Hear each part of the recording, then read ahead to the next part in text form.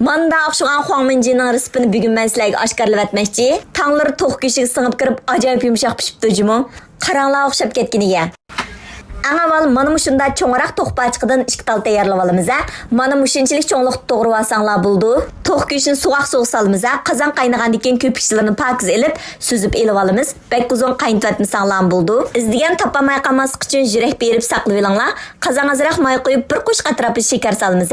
Shakar erib, mana mush xilalat ketganda to'q go'shini silib, qizartib bakroq qo'rib olamiz. Undan keyin so'ng piyoz, zanjivil, samsoq silib qo'raymiz. Undan keyin cho'ng ustamning yangidan chiqqan Huangminji tetitqisidan bir bo'loq silib etamiz. Ko'rib turganinglardek mana shunda bir bo'loqning ichidan 2 tal chiqdi.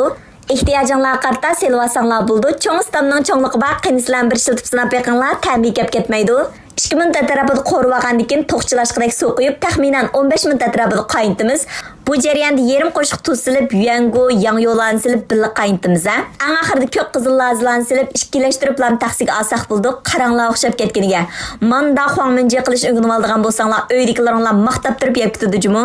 Ta'mi o'zgacha ham bak yeyishlik. To'q go'shi qiyamning ta'mi singib kirib, ajoyib yumshoq pishibdi jimo. Suy bilan mifa yeydigan bo'lsanglar, 2 qach mifani ko'mindim deb yeyitsizlar. Manda oxşugan